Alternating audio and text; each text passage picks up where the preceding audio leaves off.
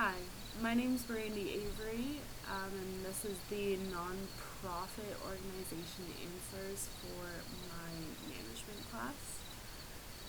Don't mind my voice, I'm really sick right now. I interviewed at Goodwill.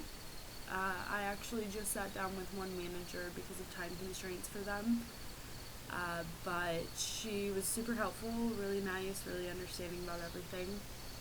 She described their organization's mission as working to enhance the dignity and quality of individuals and families by strengthening communities, eliminating barriers to opportunity, and helping them in need, and helping people in need to reach their full potential through learning and the power of work.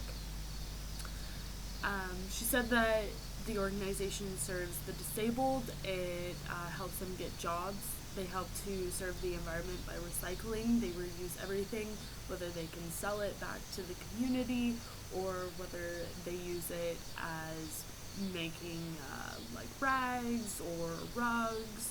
They use pretty much everything that they get ends up being used at one point or another.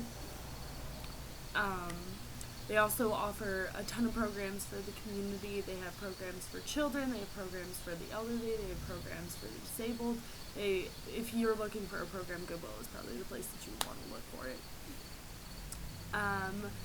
She told me that the majority of the organization's donations is actually used for administrative purposes.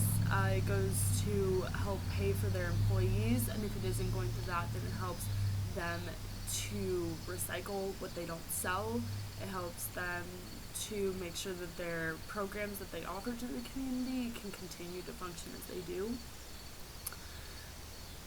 Then she also told me that about 80% of their profits don't go to the employees. It actually goes into like the programs that I just mentioned. Some of the programs that she was really proud of and that she made sure that she told me about was Suits to Boots, which is giving clothing to military men. They also do a program for kids who haven't received their GED for job training, which obviously helps put them back into the community. And then she said that they also fund a camp for youth under the age of 12. The majority of the people that they have volunteer come from ResCare, which is an organization in Norfolk. And sadly, the ratio to workers as to volunteers is extremely favored. On the worker side, there aren't that many volunteers at Goodwill, which actually kind of surprised me. Most of the people that come in from ResCare, they just have going through like clothing donations. They have some of them greeting customers. They also have them help out with like when they have events at the store, like helping getting things set up. She said that right now they're actually having a lot of them help them set up for Halloween decorations and getting things in order for that. She said that generally they only come in about once a week for about 2 hours, which again surprised me quite a lot, but I mean, I guess that you gotta work with what you have. She said that the majority of the support that they get from the business community is actually just donations. They have a lot of donations from like the National Guard and the Army centers in the area. The VFW is included in those. And then especially around holidays, they get a lot of donations from the community, and they also get a lot of donations from companies like Walmart. They'll take what they can't sell on the shelves that they have to pull, and they'll just donate them to Goodwill instead, so that rather than just throwing them out, they actually get put to use. Especially shoes during Christmas time. Apparently that's a big ticket item from Walmart. They put in a lot of shoes at Goodwill that people just don't buy off of the shelves that end up going back into the community at a discounted price. The majority of the reason why I really wanted to interview at Goodwill was because it's a name that I've heard since I was little. I can't remember a time when I didn't know about Goodwill. And beyond that, I mean, I know that they do a lot of things. I've heard about a lot of the things that they do, but I never really knew much in depth.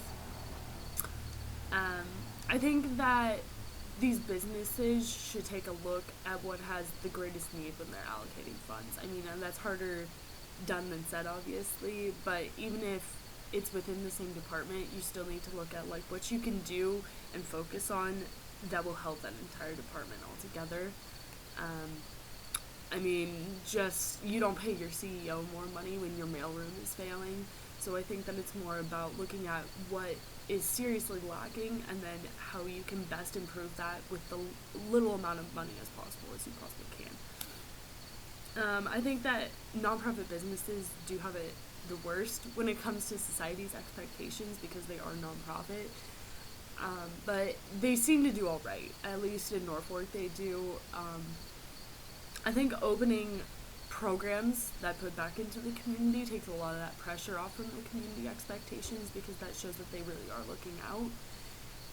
They also reach out to local businesses, which I think is a really good idea for support and ideas as to what would be the best way to put back into the community.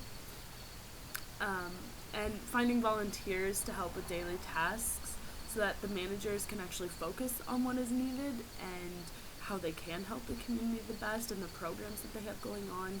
I think that really helps those businesses to focus on the community expectations, especially when you have people from the community in your business and in your store telling you what they are seeing in the outside world. I think that helps a lot as well.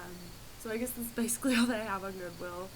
It was really interesting. I learned a lot more than I thought that I would, and I hope that it's helpful. Thank you.